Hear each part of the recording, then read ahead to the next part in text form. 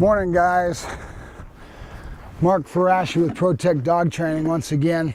I was trying to figure out what I was going to do as my accent point for today. That's what I'm trying to do every time I do it, is I'm trying to accent something that's unique for that lesson or that time period, okay? Today I want to kind of go over what I call the powers of twos and threes, okay? You hear me starting to talk about clusters where I'll do something more than once, twice, and then I'll break into something else. That's basically the powers of twos and threes, but it goes a little deeper than that. And I did a chalkboard for the Mike Ritland's site, Team Dog, and I did one for them at one time. I'll try to dig that out and I'll stick it in the same folder area so you guys can access it. But it basically was whiteboarded out where I was talking about this, where I have a triangle in my mind where I'm doing something the dog knows very well is the point of the triangle, of the pyramid, okay? And then down here you might have on the other point of the pyramid, you might have something the dog's already learning but he hasn't mastered it totally. And then on the third point you might have something the dog doesn't know at all. Okay, so as you start building this dog, you're going to be using this in the powers of twos and threes to get the dog to learn. And the more you do this in the right way, where you're mixing things up and you're getting the dog to stretch, you get the dog to grow. You don't want to get to a point where you're plateaued and you haven't taught the dog that he's got to keep learning. The dog never stops learning if you do it right, okay? So you build this in the proper way where he's learning to learn. All right, so again, when we do something the dog already knows and he's got it wired, we're flowing into our training session with something the dog's going to be a little bit high on and have confidence in. That gets the dog flowing, and that's going to get the dog flowing into your whole session. And then you come to something he might already have started to learn, but he hasn't mastered as much. You give him that, you go maybe back to the one that he's doing the best, and how you mix this up. And the third point would be something he doesn't know at all, okay, of the pyramid, all right? So we're going to be going over that. I'll pull that whiteboard out and let you guys learn this, but that's what I'm talking about when I say the powers of twos and threes. It's not just doing something more than once or twice. It's how you mix things up and how you get the dog to grow in his learning so that he starts to stretch his muscle, the brain, okay? So that muscle gets stretched to a point where he's learning to learn. And if you do things right when you're setting things up, you'll have a dog that has a really good communication baseboard that's learned to learn, that you can teach anything you want to. And that's the key. That's why it's so important to do this imprinting with a puppy and to do it right. And now you have a very intelligent dog that understands how to learn. So we're going to be going through that. Let me get Loki out. This is going to be a lot of repetition on this as far as the next few lessons going to look like they're very much the same, but I want you to start to notice how the dog grows and what I'm doing to go into that powers of twos and threes. Oh, I wanted to talk about this now before I get off of here, is the bowls, okay?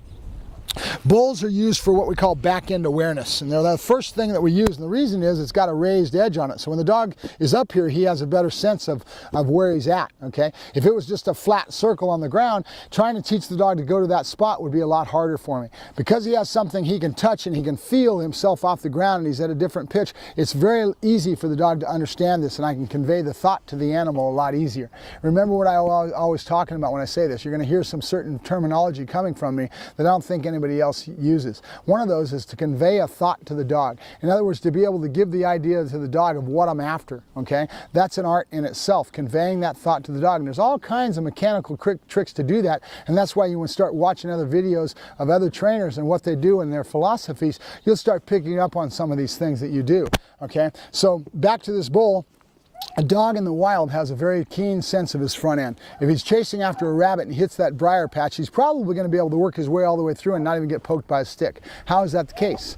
He's got whiskers on the side of his nose, okay? And those whiskers tell him where he's at, all right? And his whole mechanical body, as far as his genetics and everything else, is about chasing prey and going after things. God's given him those to be able to tell him where he's at when he's out there. That's why they do a lot better in the dark type of situation than men do. Besides their eyesight and how that's affected, you'd have to get into some of that concepts if you wanted to study that. But in a general sense, they're a lot more aware of their front end than they are their back end. In fact, they have almost no awareness of their back end unless you give it to them. And that's what this is when I'm pushing the dog. And then another thing, realize what I'm doing. I'm using what's called spatial pressure. I'm pushing into the dog with my body. Dogs don't want to be stepped on in a general sense, and they'll give to that, okay? So when you put pressure on them, you're putting spatial pressure with my body, the dog wants to move out of your way. And some dogs are very heightened awareness of it, and other dogs are very stunted in their awareness of it, and you may need to heighten it with some work, okay? So be aware of that we're helping the dog when we do this.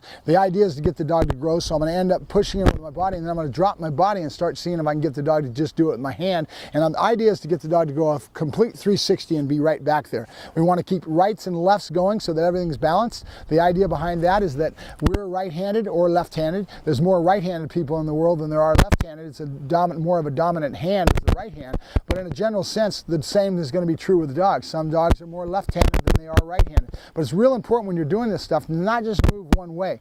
The most functional one, obviously, is for him to flip this way because he's going to be going into the heel position. But I don't want to stop doing what I need to do the other way either, because I want the dog to be balanced in everything I do.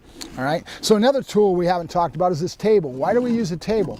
A table's the same thing. It allows the dog to have a barrier that's a drop-off, just like this bowl, that they can sense that they're there. When I start doing downs on the walks, I'll use a table. A lot of times I'll use a park bench. I'm going in the park and I'll start moving long ways on that table, and I'll drop the dog right on that edge. Okay, it's going to make it a lot easier for me to start teaching the dog a down on the walk than it is if I don't have something like that. So using tools and physical things in our environment to help us out, you're going to be seeing some more of this as we go along. I've got a box that we use for other stuff. There's all kinds of things, but there's a reason for this, okay? We're trying to teach the dog back end awareness. Let me go ahead and get the puppy and we'll just bring him out and I'll start working him and see if you guys can follow this.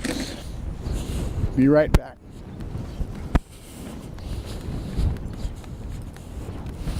Body Loki. Body Loki. All right, what do I got? I got a toy in my pocket, and I got two toys right behind my back that you don't know are there. Good boy. Are you ready? Are you ready? Ready? Let's go. Come on. All right, let's go, Loki. Come on, Loki. Good boy. That's my boy. Are you ready? Ready? Are you ready? Ready? Good boy. Good. Good boy. All right, ready. Loki, up. Good boy. Good. That's my boy. All right. Good, okay? So we go right to the things he already knows, that he's familiar with, that he's drawn confidence on, that I can start to teach him. Yes, good boy, good. And I'm using luring with my food.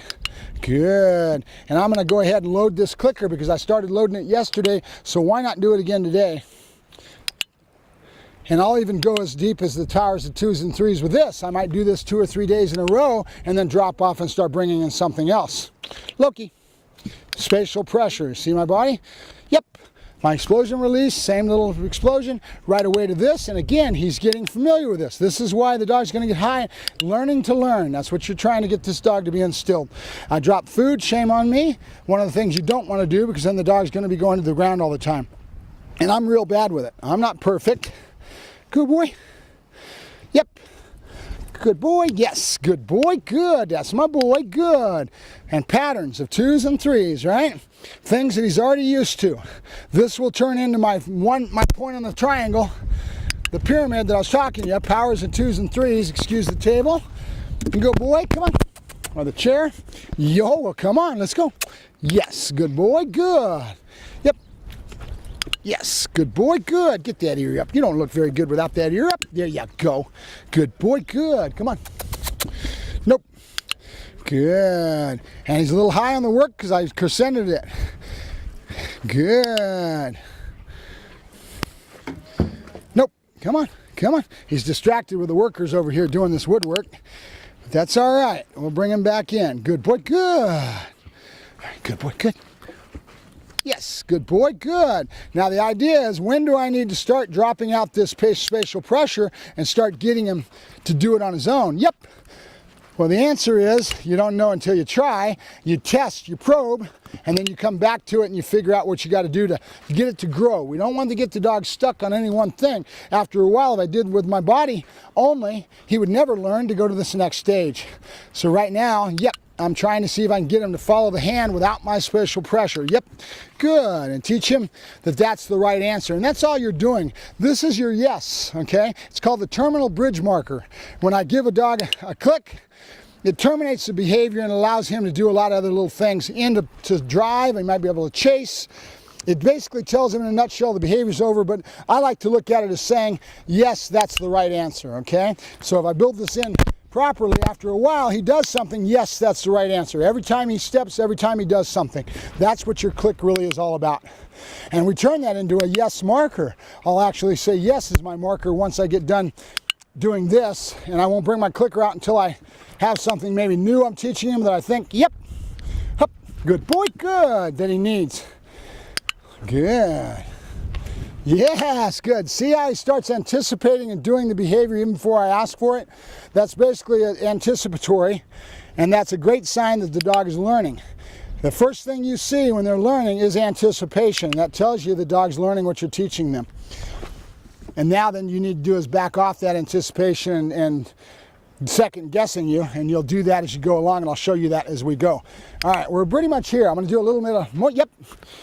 Good boy, good. All right, let's go. Good boy. I'm bringing up drive by moving. Yep, good boy. Yep, come on, let's go. Good boy, good. All right, good boy. Yep, and I'm going to keep the same pattern I did yesterday. Good boy, good. Yes, good boy, where I throw that ball and end it on a crescendo, because then he'll be looking for that. I'll be able to build. Yes, good boy, good, yay. And that's all we got. 1 or 2 minutes, that's all he needs. And I may break that up and do 2, 3, maybe even 4 sessions a day that we do this, and short and sweet. And I'll be looking for things that I can stretch the dog and get him to learn more. I don't want to get him stuck on any one thing, because I've got to teach the dog to learn. So I want the dog always getting something else that's challenging him.